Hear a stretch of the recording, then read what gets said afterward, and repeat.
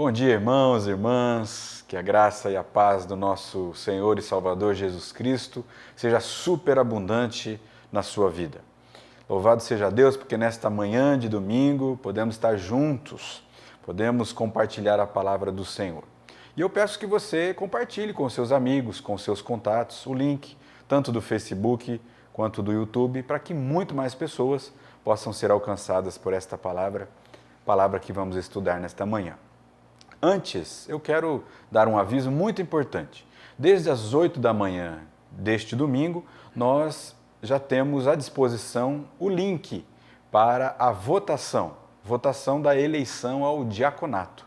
No domingo passado, nós dissemos que eram 4 nomes, mas só para corrigir, são 5 nomes, porque são 5 vagas que estão vencendo o mandato no mês que vem. Portanto, ao receber, você já deve ter recebido às 8 horas, o link que vai encaminhar para um formulário de votação. Você deve escolher 5 nomes. Depois de escolher, você vai finalizar e nós vamos registrar o seu voto. É importante que você faça a votação até às 19h30, momento em que nós vamos fechar a votação, encerrar a votação, proceder à contabilização desses votos e nós queremos ainda no culto da noite anunciar o resultado dos que foram eleitos. Portanto, vamos fazer tudo isso debaixo de oração, buscar a direção do Senhor. Ele já sabe quem são os eleitos e Ele já capacitou esses eleitos, mas nós precisamos buscar da vontade de Deus, da direção de Deus, para que nós também saibamos quem são estes eleitos, ok? Então, das 8 da manhã às 19h30, a nossa eleição para o diaconato. Encerrando, nós contabilizaremos e daremos o resultado no culto da noite, ok? Então nós vamos orar por esse processo eleitoral, por essa escolha. Vamos orar também pelo estudo desta manhã, pedindo a direção do Espírito Santo e vamos, na sequência, ouvir o coral e voltamos para o estudo. Amém? Feche seus olhos, curva a sua cabeça, nós vamos orar. Pai Celeste, Deus de amor, Deus de infinita bondade, o Senhor é quem escolhe, o Senhor é quem elege, o Senhor é quem capacita e cabe a nós buscarmos a Tua direção. O Senhor já sabe qual é o resultado, mas nós precisamos saber qual é a Tua vontade, para que possamos escolher de acordo com o que o Senhor quer.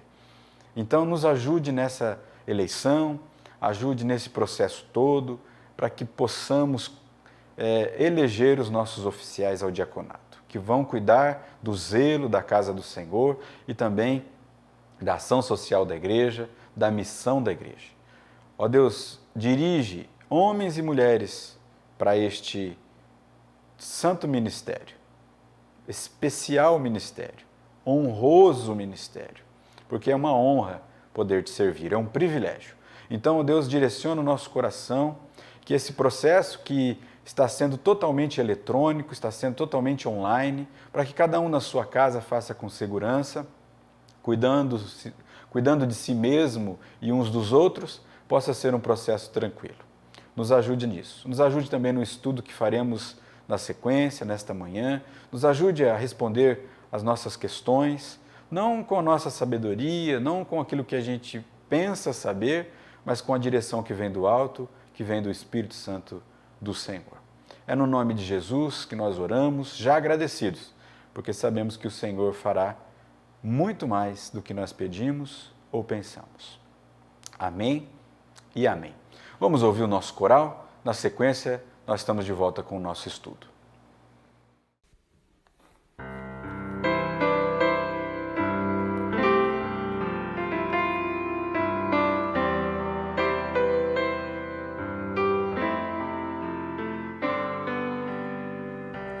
Cada dia posso ver, perceber em seu olhar as pessoas.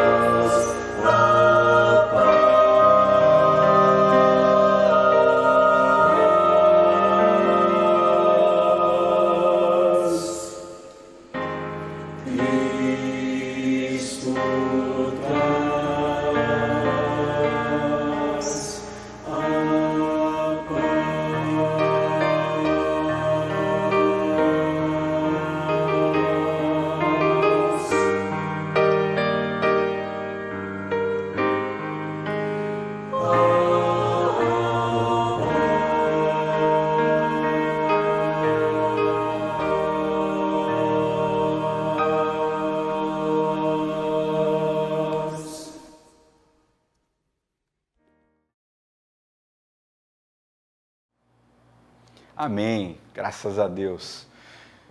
Lindo hino, né? Para que a gente possa também buscar de Deus e nos consagrarmos ao Senhor.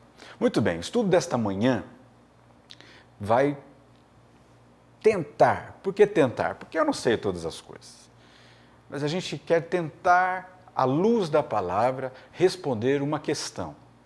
Onde Deus está?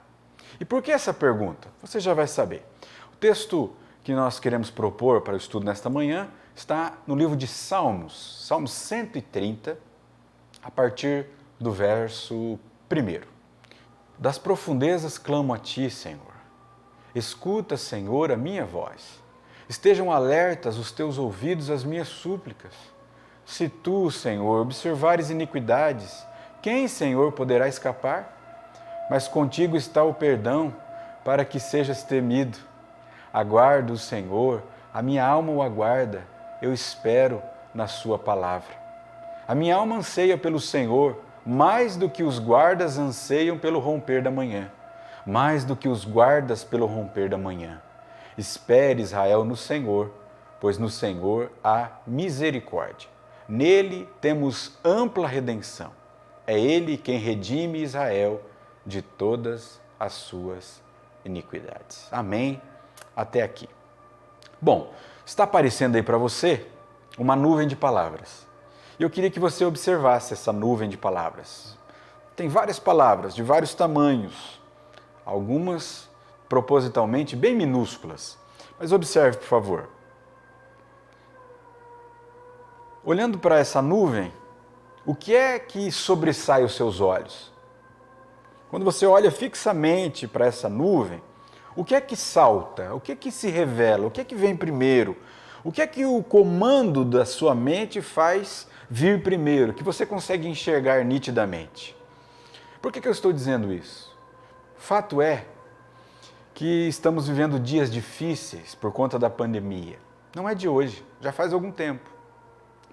Então, as palavras medo, aflição, abatido, depressão, parecem estar mais destacadas, até mesmo se opondo a soberano, restauração, confiança, fé, e talvez o que nos faz questionar é que, diante dessa pandemia, do coronavírus, desses protocolos de distanciamento, uso de máscara, a lavagem correta das mãos, não é? Álcool em gel, seja onde está Deus. Se olharmos para o livro, este livro aqui, ó, do N.T. Wright, Deus e a Pandemia, nós vamos perceber que durante esse período podem surgir vários questionamentos e também algumas respostas. Mas irmãos e irmãs, é interessante como é que o número de especialistas que vão aparecendo, especialistas de todas as áreas, falando o que é, o que não é, o que deixa de ser, como deve ser, como não... E a verdade é que nós não sabemos nada. É tudo muito novo. Não deu tempo para se dizer, olha, é isso, foi por causa daquilo e o procedimento é esse. Não, nós estamos aprendendo a cada dia como deve ser. Mas esses especialistas, a exemplo do mundo antigo, que atribuíam terremotos, vulcões, incêndios e as pragas à ira de Deus, dizendo, não, esse é Deus. Alguém que não fez o sacrifício direito. Isso é pecado. O Wright diz que os filósofos do passado elaboraram 3 alternativas. A primeira alternativa vem dos estoicos. Todo conhecimento ou tudo aquilo que acontece, todo acontecimento está pré-programado para acontecer. Você não pode mudar esse fato. Apenas aprenda a se enquadrar nele. O segundo, dos epicureus, que oferecia um ponto de vista alternativo. Tudo é aleatório. Você não pode fazer nada a respeito. Procure se acomodar o máximo possível. Aproveite. Tenha prazer nisso. Daí talvez venha a questão do hedonismo, do prazer, né? Fazer as coisas para ter prazer. E o terceiro, os platonistas, A vida atual é apenas uma sombra da realidade. Coisas ruins acontecem aqui, mas estamos destinados a um mundo diferente. E é fato que nós cristãos estamos buscando respostas e muitas têm vindo com as seguintes direções. Perceba, tudo isso é coisa dos Estados Unidos, é coisa da China. Mas é fácil jogar a culpa, né? O jogo da culpa é fácil. Só que tem também as conspirações cristãs, dizendo que é o fim dos tempos, que é Jesus voltando. E vocês devem se lembrar que o reverendo Ézio fez um sermão, no domingo, com o seguinte título: Jesus está voltando? E nesse sermão ele explica isso, que não é um sinal de que Jesus está voltando. Outros veem a oportunidade nisso para falar para os amigos sobre Jesus, sobre ir para o céu. Só que nós temos outros que citam os profetas para produzir uma versão das antigas teorias pagãs, para dizerem que se isso está acontecendo é porque Deus está zangado. Depois você pode colocar aí o nome nas redes sociais, se você souber, o nome do pai do Thor, aquele deus lá, da mitologia grega. Como é que é? Aquele que fazia um raio e joga nas pessoas. Será que Deus está zangado, está jogando um raio, escolheu a pessoa para punir? Deus está nos punindo? Muitos seguem essa linha para culpar os seus objetos de ódio costumeiros, afirmando que é tudo culpa deste, daquele, cujo estilo de vida desaprovam. Diante disso, a verdade é que as perguntas surgem. Será que Deus não sabia? Não poderia ter feito alguma coisa? Será que Deus não pode nos livrar? Isso nos faz lembrar até do próprio Lázaro, quando acontece o seu falecimento. Jesus se aproxima da cidade, mas ele não chega lá. E ele recebe a notícia de que Lázaro está doente. Será que Jesus não podia dar uma palavra e ele ser curado? Uma palavra de longe, como ele tinha feito com o servo daquele comandante romano? Se Jesus tivesse chegado antes, não poderia ter evitado? Será que ele não teria cancelado o funeral? Diante desses apontamentos, eu quero olhar com vocês o texto do Salmo, onde o salmista expressa os seus sentimentos. Ele abre o coração. E assim nós podemos compreender que podemos expressar com sinceridade a nossa dor diante de Deus. O salmista sabia disso. E por que pode falar de suas dores? Porque neste mundo nós passaremos por elas, por dores. Nem sempre nós daremos as melhores respostas. Nem sempre nós teremos as respostas. Muitas vezes nós só teremos as perguntas. Como diz um pastor muito conhecido da IPI, Silas Barbosa Dias, ele diz, falando sobre teologia, ele diz: a teologia não tem as respostas. A teologia tem as perguntas. Mas quem tem as perguntas já tem meio caminho para as respostas. Olha que interessante. Então, algumas pessoas preferem uma interpretação determinista, de que é assim mesmo, nós temos que aceitar tudo, que é dessa forma, que a gente não pode reclamar. Outros preferem uma interpretação triunfalista, de que nega a realidade, de que tudo está bem, como se nós não sofrêssemos. Não, eu tenho o peito de aço, eu vou enfrentar isso, esse vírus não me pega, eu sou lavado com o sangue de Jesus. Claro que nós somos lavados com o sangue de Jesus. Mas na história nós temos pessoas que foram lavadas pelo sangue de Jesus e que ficaram doentes. O apóstolo Paulo foi lavado pelo sangue de Jesus. Quer exemplo melhor? Jesus apareceu para ele no caminho. Ele teve um encontro pessoal com Jesus, mas ele diz que orou por 3 vezes para ser curado de uma doença que o afligia, e ele não foi. Eu sou lavado pelo sangue de Jesus e tenho diabetes. Será então que eu sou um pecador? Que eu não tenho fé? Quer dizer, eu sou pecador mesmo, mas fui lavado pelo sangue de Jesus. Tenho fé. Mas isso me faz lembrar que o Senhor está comigo, está suprindo todas as minhas necessidades todos os dias. Eu posso morrer de diabetes, eu posso morrer atropelado. Isso não vai mudar o fato de que Deus é Deus e que cuida de nós. Mas o salmista diz: eu te chamei das profundezas. Olha, não nos faz pensar num desespero profundo. Alguém que está se afogando, eu estou nas profundezas, pode ser nas profundezas do mar, nas profundezas da terra, num buraco, num poço. Estou desesperado, escuta o meu pedido de socorro. Deus, a ti clamo de manhã bem cedo. Ajuda-me a orar e concentrar meus pensamentos. Eu não consigo fazer isso sozinho. O livro de Salmos é cheio dessas orações. Dentro de mim está escuro, mas em ti há luz. E essa, na verdade, é uma oração de Dietrich Bonhoeffer. Olha só essa oração. Deus, a ti clamo de manhã bem cedo. Ajuda-me a orar e concentrar meus pensamentos. Não consigo fazer isso sozinho.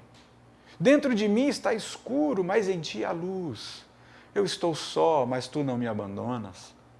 Eu estou desanimado, mas em ti há auxílio. Eu estou inquieto, mas em ti há paz. Em mim há amargura, mas em ti há paciência. Eu não entendo os teus caminhos, mas tu conheces o caminho certo para mim. Nós não podemos negar o que está acontecendo. Nós não podemos dizer que é teoria da conspiração. Não podemos dizer que é a volta de Jesus.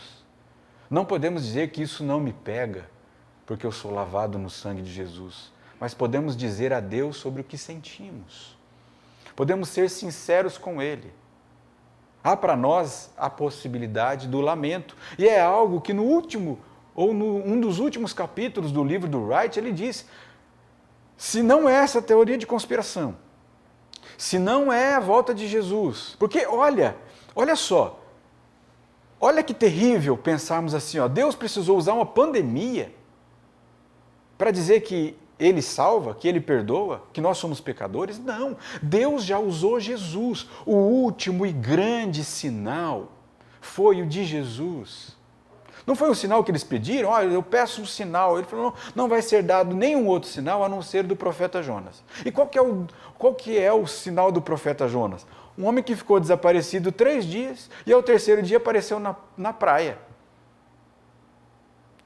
Não é o sinal de Jesus? 3 dias ficou morto, mas ressuscitou e apareceu.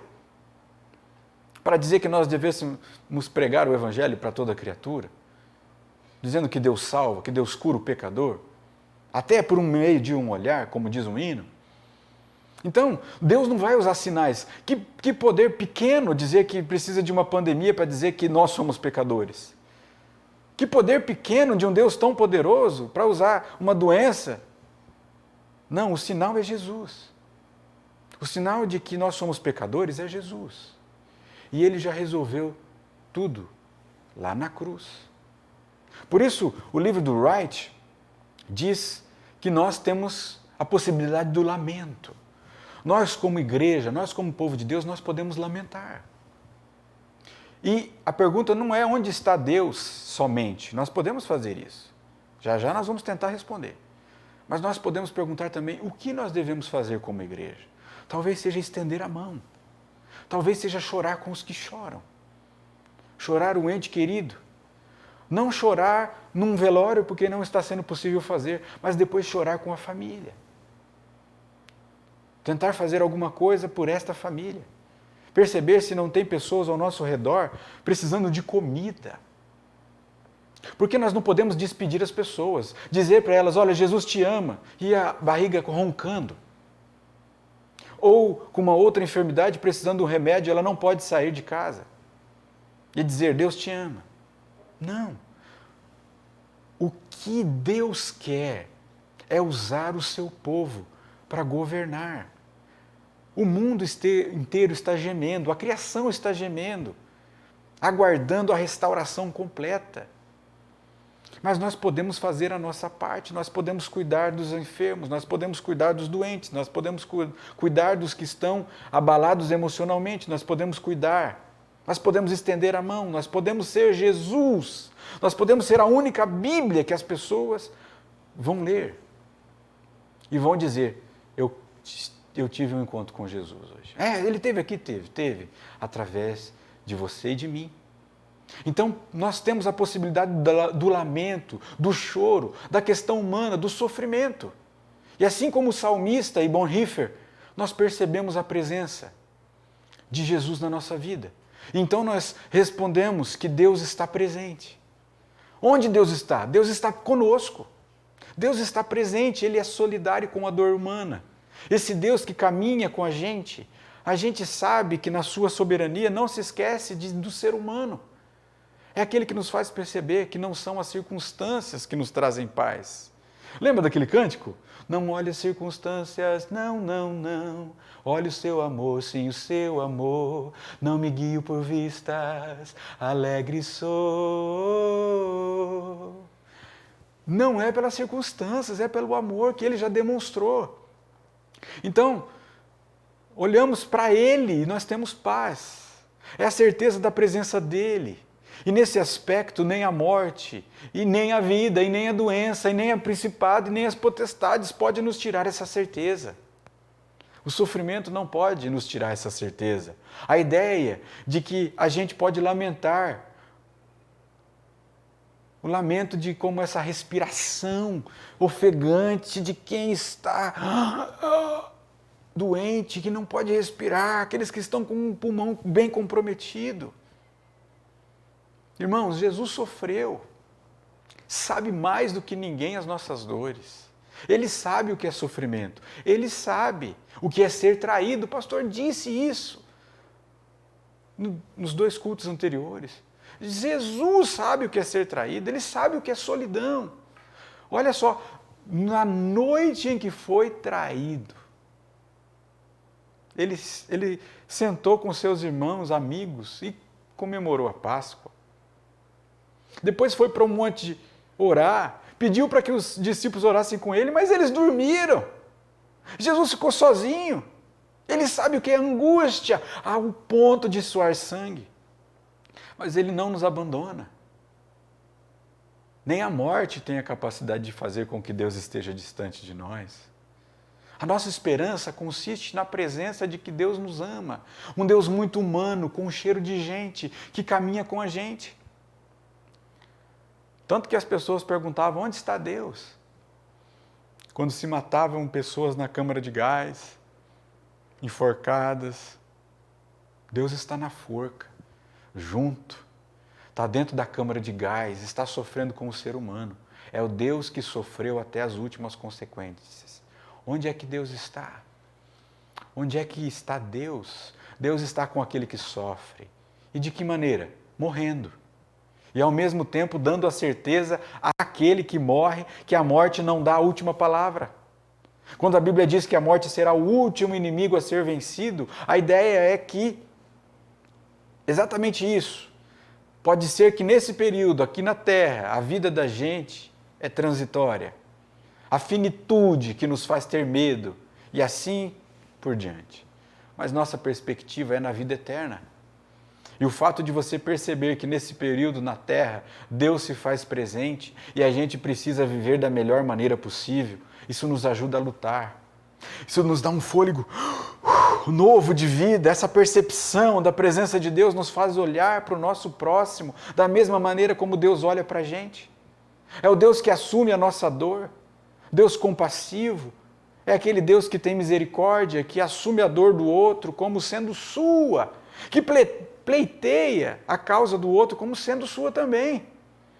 Por isso, por mais profundas que sejam as nossas angústias e o nosso sofrimento, tudo isso que nós estamos passando, podemos dizer como salmista e como Bonhoeffer, que clamaram ao Senhor, porque sabiam que para eles, ou eles sabiam para quem eles estavam clamando, e sabiam que podiam contar com aquele a quem eles derramavam o coração. Saiba você, meu irmão e minha irmã, que não há águas tão profundas a ponto de que os ouvidos de Deus deixem de ouvir o clamor daquele que clama pelo seu nome. Diga para os abatidos, não há nada a temer, ou melhor, diga para os temerosos, não há nada a temer. Clame ao Senhor e Ele virá. Não é como diz a nossa canção? Ele então virá, ele vem para te salvar, ele vem para te salvar. E aí segue a canção, né? Quem clama pela sua presença. Nenhuma água é tão escura que Deus não se possa fazer presente nela. Pelo contrário, é Deus quem toma a iniciativa de nos colocar diante da sua presença. O Salmo usa a figura da sentinela que aguarda o sol dissipar a escuridão da noite. Você já trabalhou de vigilante? Começar às 6 da tarde e sair às 6 da manhã? Por que o sentinela aguarda ansiosamente? Porque vai terminar o seu período de trabalho. Ele vai poder descansar. Vai vir alguém tomar o lugar dele. Ele que passou a noite inteira acordado, vigilante para que nada acontecesse com aquele bem, com aquele patrimônio, com aquela família. Ele agora precisa descansar. E ele aguarda urgentemente dissipar a escuridão da noite. E nos convida também a termos essa esperança. O Salmo nos convida a isso, a termos essa mesma esperança e fé firmadas nesse Deus que se faz presente nas nossas vidas.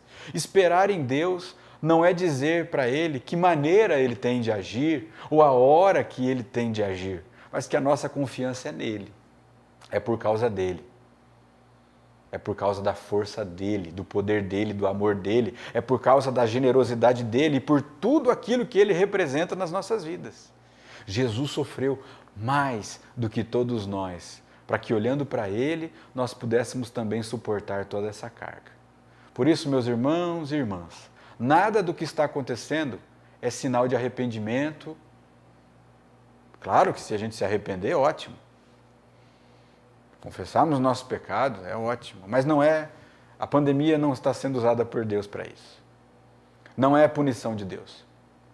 Porque o derradeiro e poderoso sinal já foi dado, lá na cruz. Quando Jesus morreu e ao terceiro dia ressuscitou, lá na cruz, o Filho de Deus também clamou: meu Deus, por que me abandonaste? As palavras do próprio Filho de Deus, coloca essas palavras na nossa boca para que sejam palavras que Deus ouve. Jesus no Getsêmani, um pouco antes, ora pedindo, passa de mim este cálice, mas ele mesmo completa, seja feita a tua vontade. Então, que a gente possa descobrir o que a gente pode fazer para que as pessoas, ao perguntarem onde está Deus, possam ter a resposta na sequência. Deus estava com aqueles e aquelas, cuidando delas e deles em suas maiores necessidades. Onde está Deus? Deus estará onde a igreja do Senhor estiver, se colocando à disposição para atender às necessidades de um povo que chora, que clama. As injustiças daquele tempo não terminaram. E elas não terminarão porque esse mundo ainda está sendo governado por pessoas que não são tementes a Deus ou pela influência do mal. Mas quando o Senhor Jesus colocar fim e o seu reino for estabelecido por completo e de forma eterna, aí já não haverá mais injustiça. Mas enquanto o Senhor Jesus não voltar, nós temos que lidar com essas situações. Mas o Senhor Jesus é o maior sinal do nosso arrependimento, de que nós precisamos de Deus e precisamos buscá-lo. E quando nós buscamos, quando nós clamamos, Ele vem em nosso socorro. Por isso, como salmista, nós podemos clamar: Senhor, eu clamo das profundezas. Talvez agora você esteja sentindo uma dificuldade. Talvez agora você esteja se sentindo numa situação de me falta o ar, me falta o fôlego, me falta esperança. Mas você pode clamar, porque os ouvidos do Senhor estão abertos e as suas mãos estão estendidas para nos atender.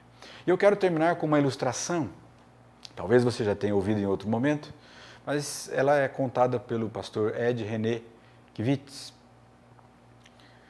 E ele diz o seguinte, que um casal de missionários já de idade, que volta ao seu país natal E chega no navio e tem de viajar de segunda, terceira classe.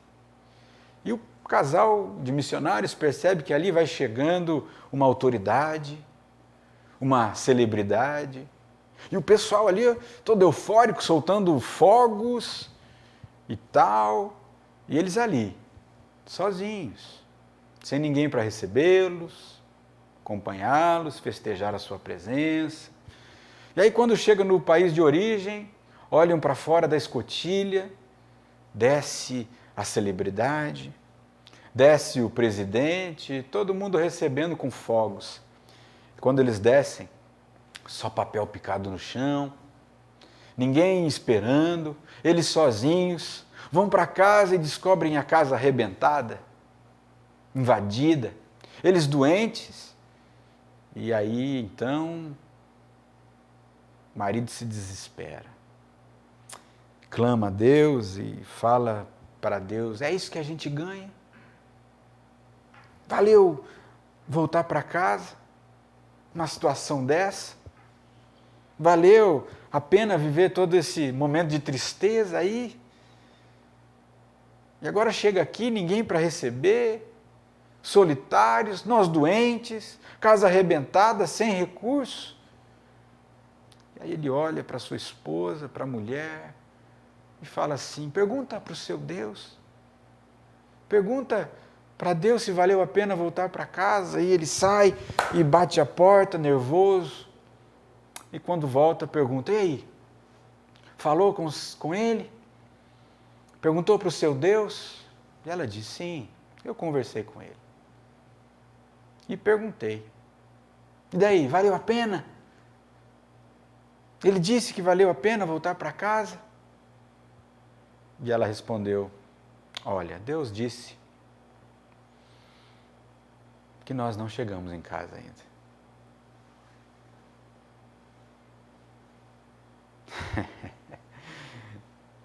Deus disse que nós não chegamos em casa ainda.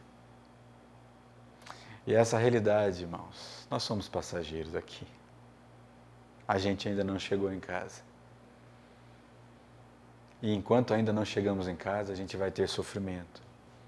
Mas uma coisa é certa: na sua soberania, Deus se faz presente. Ele não nos abandona. Está sempre perto. Então nós temos esperança. Não porque o ser humano é sábio, mas porque Deus é presente. E é porque Deus está presente que nos faz perceber que a vida vale a pena.